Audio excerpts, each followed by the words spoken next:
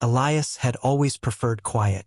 He wasn't someone who sought out noisy places or crowded events. Instead, he found comfort in the soft hum of nature, a hum that seemed to speak to his soul. At 45, with a quiet voice and eyes that had seen too much, Elias found himself distancing from the life he once knew. The sudden loss of a loved one, combined with the weight of life's hardships, left him feeling like a part of him had been lost, buried under layers of grief and uncertainty. He decided to leave everything behind and find peace in the Redwood National Park, hoping that the towering trees would offer him a sense of tranquility that had long since eluded him. There, in the quiet beauty of the ancient forest, he hoped to find a part of himself that had been lost to time. His first few days in the park were filled with stillness. The towering redwoods seemed to stretch endlessly toward the sky, their trunks thick with age and wisdom. The air was crisp with the scent of damp earth and pine, and the sound of distant birds and rustling leaves provided a calming backdrop to his solitude. Elias often found himself pausing to take in the beauty of the forest, the play of light through the leaves, the texture of the bark, and the deep silence that surrounded him. He wasn't sure what he expected to find, but he knew he needed a break from the life that had become suffocating. In the midst of the trees, he felt a kind of stillness that brought him a small measure of comfort, but the weight of his grief still hung over him. He would sketch in his notebook to pass the time, capturing the peaceful moments he encountered, but even as he did so, his thoughts would drift back to what he had left behind. Memories of his loved one, moments of laughter now lost forever. On the third day of his stay, Elias decided to explore further into the park, away from the main trails. He felt a pull, something deeper than just curiosity.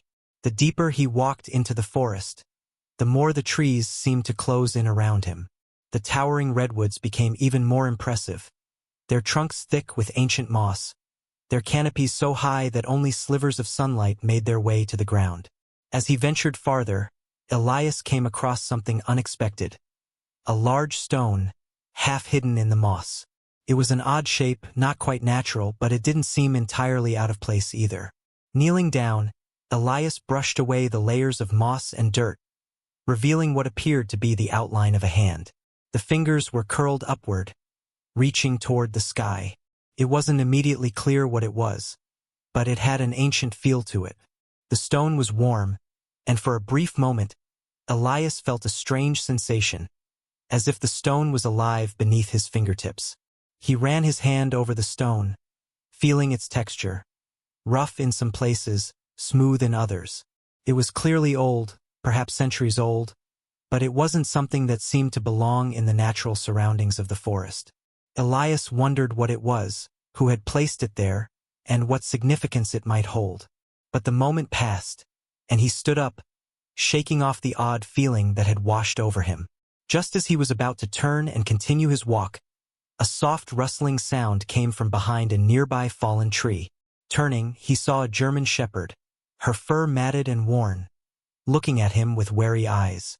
Behind her, a bundle of tiny puppies huddled together, hiding beneath the fallen tree's branches.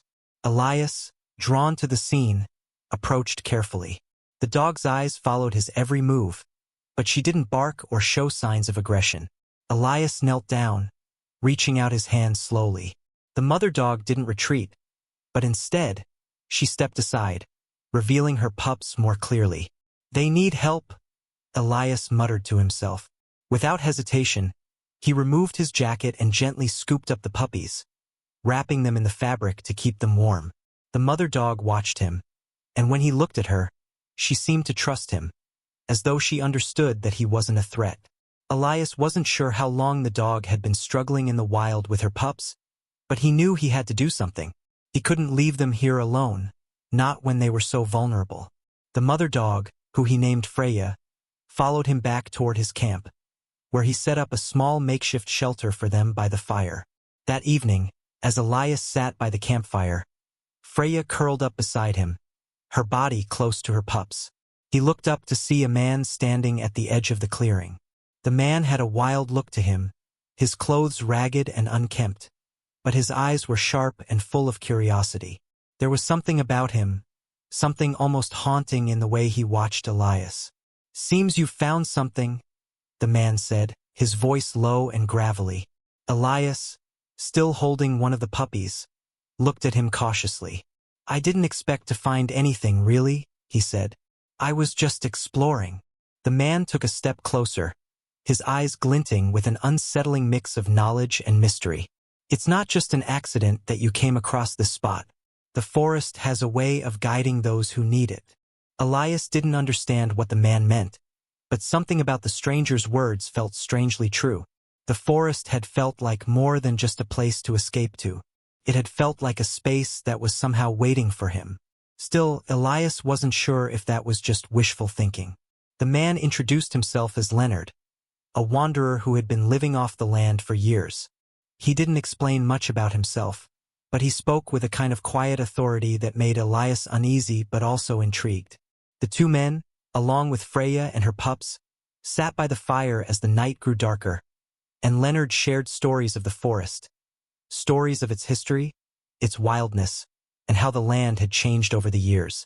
Elias didn't fully understand it all, but he felt that there was something about the forest, something about this place, that was deeper than he had initially realized. The next day, Leonard suggested that they search for more pieces of the ancient stone statue that Elias had found earlier. Leonard seemed to know more about the stone than he was letting on, and Elias, though skeptical, agreed to join him on the journey. There was something about the forest, something he couldn't quite name, that made him feel like he needed to see this through. He had no idea what was ahead, but he knew he was no longer alone. Together, they began their search, not for answers, but for something much simpler, for a sense of direction in a world that had long since lost its clarity. And through it all, Freya and her pups remained by their side, symbolizing a new beginning. The days passed, and Elias found himself growing more accustomed to the rhythm of life in the forest. The mornings were spent walking through the thick underbrush, the soft rustling of leaves underfoot, and the occasional bird call filling the quiet air. The nights were spent by the fire, the crackling flames offering warmth against the cool air, and the comforting sounds of the wilderness around them. Freya, ever the watchful mother, kept her pups close, allowing Elias to focus on the tasks at hand. Though the puppies were still small and dependent, they were growing quickly. Elias had come to care for them in a way that surprised him. Each one had their own little quirks, from the playful one that tumbled over its siblings to the quieter one that liked to curl up next to his feet at night. Leonard, meanwhile, had proven to be an experienced guide in the woods. Though his appearance was rough and his manner sometimes cryptic, he knew the forest like the back of his hand. He had no shortage of stories to share, most of them about the people who had come before them, the native tribes that had lived in the region long ago, and the ways the land had changed with the coming of settlers. But beneath his stories, Elias could sense that Leonard was running from something, and though he never asked directly, he felt that Leonard was as much a part of the forest as the trees themselves. Someone who had taken refuge in the wilderness after losing his own place in the world. One afternoon, as they walked deeper into the park, Elias began to notice the subtle changes in the landscape. The terrain grew steeper, and the trees, once so uniform, began to look different. Older, more twisted, their roots visible above the ground, gnarled and winding like the fingers of some ancient creature. There was a stillness here, a quiet that felt different from the rest of the forest. Elias couldn't put his finger on it, but something about this part of the park felt significant. "We're getting close," Leonard said as they stopped for a break. "There's an old site up ahead, hidden away in the trees. The stone fragments, those we've found so far, are likely part of something bigger. A statue, maybe a monument, something built long ago by the native people who lived here." Elias nodded, his curiosity piqued. He had begun to piece together what Leonard had said about the stone fragments, though he still didn't fully understand their significance. The idea that the pieces might form a statue of some kind intrigued him, and the thought of restoring something ancient and meaningful felt like a path he was meant to follow. As they continued, the air grew cooler, and a light mist began to settle over the forest floor. It was a quiet, ethereal fog that made everything around them feel more mysterious, as if the world itself was holding its breath.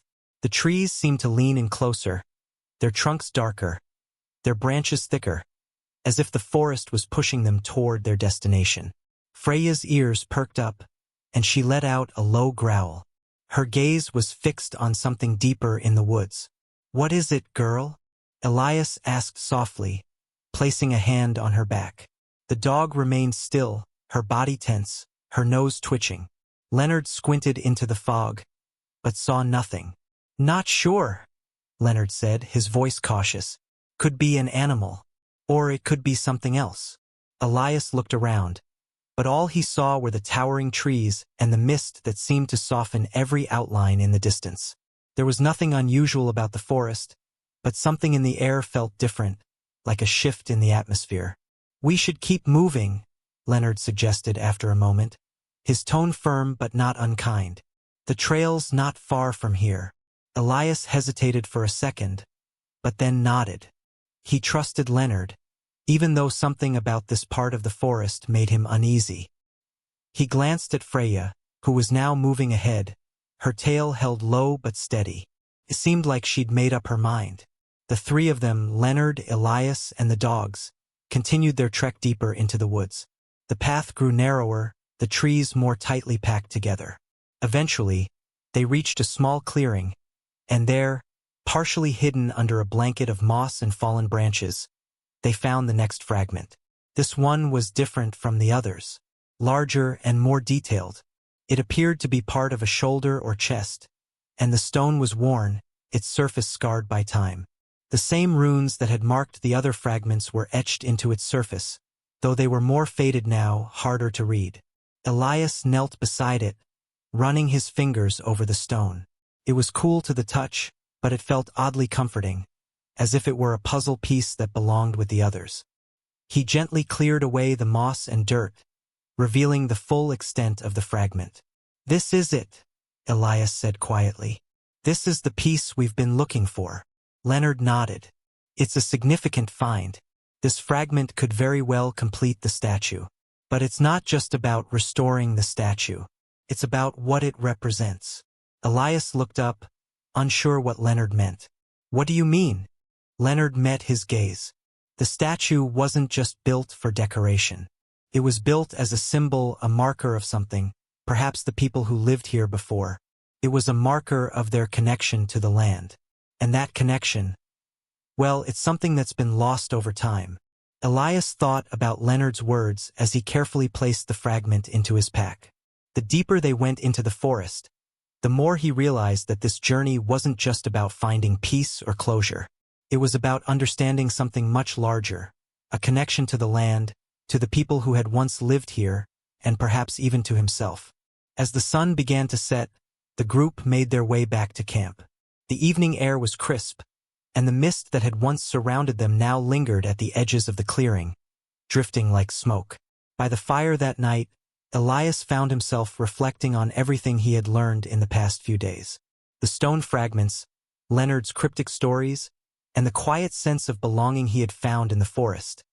It all felt like pieces of a much larger puzzle, one that he didn't quite understand yet. But one thing was clear. The forest had given him a purpose again. And even if he didn't know what the next step would be, he knew he couldn't stop now. There was still more to discover, more to uncover, and more to learn. And maybe, just maybe, he would find the peace he was searching for along the way. The next few days in the Redwood National Park passed slowly, yet with an ever-deepening sense of purpose. Elias felt as though he was beginning to understand the land in a way he hadn't before. He had come here to escape the heavy weight of his grief, but now he was beginning to realize that this journey was about more than just escaping. It was about learning, uncovering, and reconnecting with something that had been lost long ago. The stone fragments weighed heavily in his pack. He had found several now, and though he was no closer to understanding their full significance, he couldn't shake the feeling that their purpose would be revealed in time. Leonard had said the pieces might form a statue, and that restoring it was somehow tied to something deeper. The question was, what was it that the statue represented? What had it meant to the people who created it, and why had it been broken in the first place? One afternoon, Leonard led him to a small grove of trees.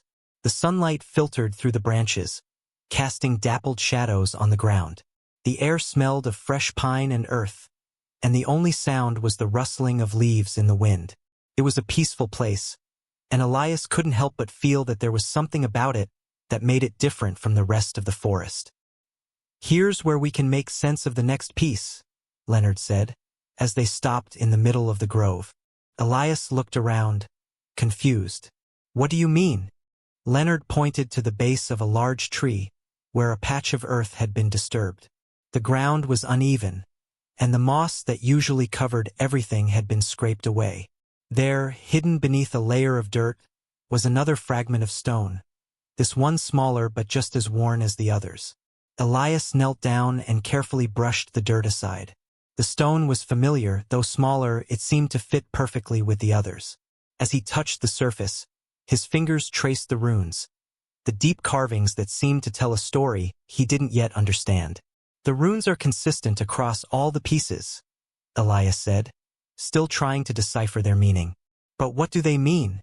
Leonard crouched beside him. "We need to find the right person to help us with that," he said, his voice thoughtful. "I've heard of an elder in the nearby town who knows the local history well. She might be able to tell us more about the symbolism behind these fragments." Elias nodded, sensing the importance of meeting this elder. He had always thought of the park as a place of natural beauty, but now he was beginning to see it as a place where history and culture were deeply intertwined. The people who had once lived here, their stories were still alive, hidden in the very earth and trees that surrounded him. Later that afternoon, they made their way to the nearby town.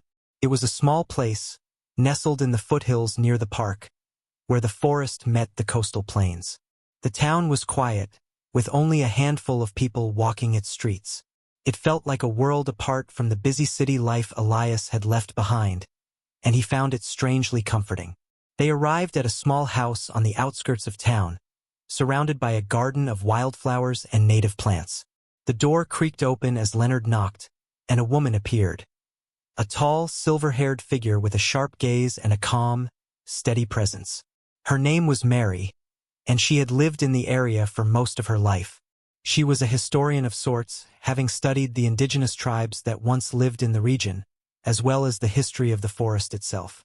After introducing themselves, Elias and Leonard explained the fragments they had found and their hopes of restoring the statue. Mary listened carefully, her eyes narrowing slightly as she examined the stone pieces they brought with them. "I've seen this before," she said quietly, turning the fragments over in her hands. "These runes, they're not just decoration. They tell the story of a protector, someone who watched over the land and its people. The statue was a representation of that protector, but it was more than that. It was a symbol of balance, of harmony between the people and the forest." Elias felt a jolt of understanding. A protector?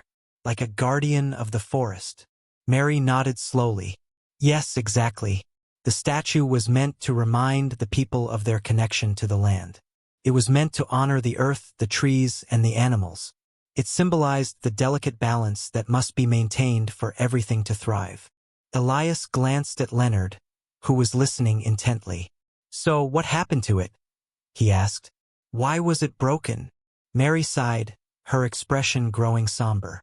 "That's a long story, one that's been lost to time. But from what I've been able to piece together, it was destroyed during a time of great conflict. The land was changing. The settlers came, the forest was being cut down, and the people who lived here were being pushed out. The statue, along with the knowledge of the balance it represented, was lost. But these pieces..." She paused, turning the fragments over again. "They've survived for a reason. The forest has kept them hidden, waiting for the right person to come along and restore what was broken." Elias felt a weight settle in his chest. This was more than just a simple search for lost artifacts. It was about restoring something far greater, a balance that had been lost not just for the people who once lived here, but for the land itself. He thought about his own journey, his own search for peace, and he realized that this quest was, in many ways, his own attempt to restore balance in his life. "You can't rush this," Mary continued, sensing the urgency in Elias's gaze. "The pieces will come together in their own time, and when they do, you'll know what you need to do." That night, As they returned to the forest, Elias felt a renewed sense of purpose. He wasn't just here to find peace. He was here to help restore a connection to something larger, something that had been broken by time and conflict. And while the path ahead wasn't clear, he knew that the forest, like the pieces of the statue, would reveal itself when the time was right. Freya and her puppies, safe and warm beside him, reminded him of the new beginnings that could grow even in the most difficult of circumstances. The journey was far from over, but for the first time since he'd arrived, Elias felt that he was on the right path. And in the quiet of the forest, with the stars above him and the distant sound of the wind in the trees, he began to feel a sense of hope stirring once again. The days following their visit to Mary were filled with a mix of anticipation and uncertainty. Elias had always been a man who sought answers quickly, but now, as the days stretched on with little progress, he was forced to face something he had avoided for years: patience. The search for the remaining pieces of the statue continued, but with each new fragment they uncovered, Elias couldn't shake the feeling that something was missing, something beyond just the stone pieces. It wasn't just about restoring the statue. It was about understanding what it represented, what it could teach him. Every fragment he found felt like a piece of a much larger puzzle, but he still had no idea how the pieces fit together. The forest itself, once so comforting, now seemed like a place of tests, challenges, and reminders of what had been lost. Elias found himself increasingly drawn into its silence, the vastness of the trees, the weight of their centuries-old existence. There was wisdom in the forest, but it wasn't the kind of wisdom that could be found easily. It was the kind that required quiet reflection, time, and an openness to learning in ways that didn't always make sense immediately. Leonard, as usual, was the more practical one. He led them deeper into the park each day, always moving forward with the same quiet confidence. He had an ease with the forest, a comfort in its untamed beauty that Elias envied. But there were moments when Elias caught a glimpse of something else in Leonard's eyes, a deeper sadness, a weariness that spoke of a long and difficult journey of his own. Still, the two men worked together, each with their own reasons for being in the woods, but finding some kind of shared purpose in the fragments they uncovered and the time they spent walking in the forest's embrace. One morning, after a night of heavy rain that left the forest floor slick with mud, they decided to explore a new area that Leonard had marked on his map. The mist hung low in the trees, giving the forest an even more mysterious and ethereal feel. Freya and her pups trudged alongside them, the mother dog's keen instincts guiding them as they navigated the tricky, wet terrain. As they reached a clearing, Elias felt that familiar pull in his chest, the sense that something significant was nearby. He hadn't expected to find another fragment so soon, but as he scanned the area, his eyes caught the edge of a large stone, partially covered by moss and fallen branches. "Here," Elias said, kneeling down. The piece was larger than the others and more intricate, with detailed carvings that ran deep into the surface. The runes were more worn, but still legible enough to show that this piece fit perfectly with the others they had found. As he touched the stone, the weight of its history seemed to settle on him. This wasn't just a statue. This was a symbol of something much larger. "It's a torso," Elias murmured, brushing away the remaining debris. "A piece of the body." Leonard crouched beside him. "We're getting closer," he said, though his tone was subdued. "But I think we're also nearing the most difficult part of this journey." Elias glanced up. "What do you mean?" Leonard's eyes were serious. The statue wasn't just a symbol of protection. It was a reminder. It reminded the people who built it of their relationship with the land and the balance they had to maintain. But over time, as the land changed and people forgot, it became a symbol of what was lost. And that's why it was broken. Elias frowned. "But what does that have to do with us?" Leonard paused before answering. The balance wasn't just something to be protected. It had to be lived. That's the part we've lost over time. The understanding that everything, all life, is connected. The forest, the animals, the people. It's all part of the same delicate balance. The statue wasn't just a reminder of what came before. It was a call to action, to make sure we don't lose that balance again. Elias felt the weight of Leonard's words. He had come to the forest to escape his grief, to find some semblance of peace. But now he realized that the forest wasn't just about finding peace. It was about understanding his place in the world, his relationship with the land, with nature, and with himself. And perhaps that was what the statue had symbolized all along. The need to restore not just balance in the world, but balance within oneself. That afternoon, as they returned to their camp, Elias spent more time reflecting on what Leonard had said.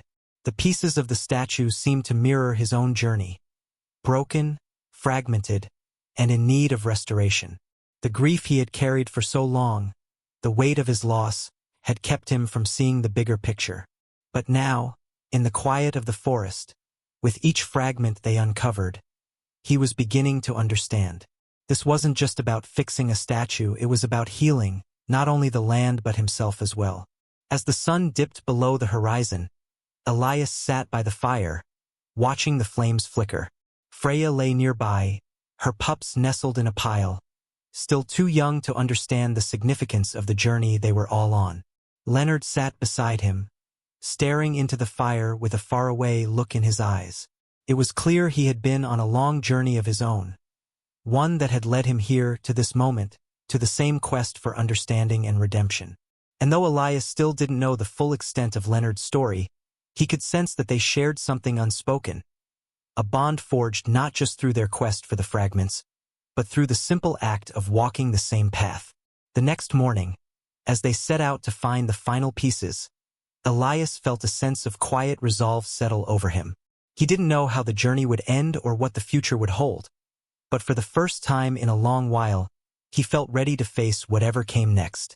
It wasn't just about restoring the statue, it was about restoring the balance within himself. And that, Elias realized, was the most important part of the journey. Elias woke up to the sound of the forest stirring with the early morning light. The air was fresh, carrying with it the dampness of the night's rain and the earthy scent of the towering redwoods that surrounded him. He sat up slowly, stretching as the remnants of sleep began to fade. The fire from the night before had burned down to embers, casting a faint glow across the camp. The puppies, now more active, tumbled around each other, their playful yips cutting through the stillness of the morning. Today they would continue their search. As Elias packed up his things and secured the stone fragments in his bag, he felt an unspoken tension in the air. The fragments they had gathered so far, while significant, were still incomplete. There was one last piece, one final part that would tie everything together. It had to be out there, waiting for them. But the forest, vast and layered, had a way of hiding its secrets, making it difficult to know where to look next. Leonard, as always, seemed to know where he was going. His movements were confident, his steps sure. Elias, though still uncertain of the path ahead, followed closely behind him. Freya led the way, her keen nose sniffing the ground, guiding them forward through the damp underbrush. As the hours passed, the forest began to change again. The trees grew more spaced out, their trunks thinning as they reached higher into the sky. The canopy, though still thick with leaves, let more light filter through. The underbrush became sparser, and the ground grew rockier, as though they were nearing a different part of the landscape. "We're getting close," Leonard said, his voice low but steady. "I can feel it." Elias nodded, though he wasn't sure how Leonard could tell. The landscape looked no different than it had in the past few days. Still, there was a sense of urgency in the air, a quiet pull that Elias could almost feel in his chest. Hours passed in silence as they trekked through the forest, each step leading them deeper into the unknown. The further they went, the more Elias felt that familiar feeling, that the pieces of his own story, like the fragments of the statue, were finally coming together. At mid-afternoon, they reached a small clearing. The sunlight filtered through the trees, casting long shadows across the forest floor. In the center of the clearing, just beyond a thicket of ferns and bushes, Elias saw it. A large rock outcrop, surrounded by twisted roots and tangled branches. It seemed almost out of place, as though it had been deliberately placed there, hidden in plain sight. Elias's heart raced. This had to be it. He moved forward cautiously, making his way around the edges of the clearing. As he approached the rock, His eyes were drawn to something hidden among the roots. Another fragment of the statue, half buried in the earth. It was the final piece, the one they had been searching for. The stone was larger than the others, with intricate carvings that seemed to flow into one another. This piece was different from the others. It wasn't just a part of the statue, but it also seemed to carry with it a weight of its own. A sense of finality. Elias crouched down, brushing away the dirt and debris with his hands. The stone felt warm, as if it had been waiting for this moment. Slowly, carefully, he freed it from the earth, holding the fragment in his hands. The weight of it felt significant, as though the completion of the statue also meant the completion of something else. Something that had been broken not just in the forest but within him as well. "It's done," Elias whispered. Leonard stepped forward, his expression somber. "It's time," he said simply. Elias looked at the fragment in his hands, then back at Leonard. The pieces were all here, each one carefully collected, each one representing a part of the larger whole. And yet, Elias knew that finding the pieces was only part of the journey. Restoring the statue, completing it, would be the true test. They returned to the clearing where they had gathered the other fragments, the final piece resting in Elias's hands. The fire they built that night was bigger than usual, the flames dancing higher into the sky, as if in recognition of the significance of this moment. Freya lay beside the fire with her pups, her eyes watchful and calm. The puppies, now growing stronger, nursed and played, oblivious to the weight of the day's events. Elias felt a quiet reverence in the air. The fragments were arranged on the ground before him, each one a symbol of something lost and now found. But it wasn't just about the pieces. It was about what they represented, the connection to the land, to the past, to the balance that had once existed and was now being restored. Leonard watched silently, as if waiting for something. The wind picked up slightly, rustling the leaves in the trees, but it didn't feel like the wind of the previous days. This wind seemed more deliberate, as though the forest itself was waiting for the restoration of the statue. Elias carefully placed the final piece into the formation. The moment it touched the others, something in the air seemed to shift. The wind stilled, and the forest seemed to exhale, as if it too had been holding its breath. And then, just as Elias thought nothing more would happen, he felt it. A soft vibration beneath his feet. The ground trembled gently, and the stones seemed to shift slightly, as if aligning themselves more closely together. For a brief moment, Elias thought he saw the shape of the statue take form in front of him, the outline of the figure becoming clearer with each passing second. But then the sensation faded, and Elias found himself standing in the clearing, surrounded by the fragments of the statue. It was no longer a broken thing, scattered across the land, but a whole one. In his hands, he had completed something that would always remind him of the balance that once was, and the balance he had found within himself. "Is it done?" Elias asked, his voice barely above a whisper. Leonard nodded slowly. "It's done." But the restoration was never just about the statue. It was about understanding. "And you've understood." Elias turned his gaze to the forest around him, to the towering redwoods that had witnessed so much history, to the land that had kept its secrets hidden for so long. In this moment, surrounded by the stillness and the quiet hum of life in the forest, he felt at peace. It wasn't the kind of peace he had imagined when he first arrived, but it was something deeper. It was a sense of connection, not just to the land but to himself and to the life he still had ahead of him. As the fire crackled and the stars appeared overhead, Elias realized that the journey was not just about restoring the statue. It was about restoring the parts of himself that had been lost along the way. And in the quiet of the redwood forest, with the soft glow of the fire warming his face, he knew he was finally home.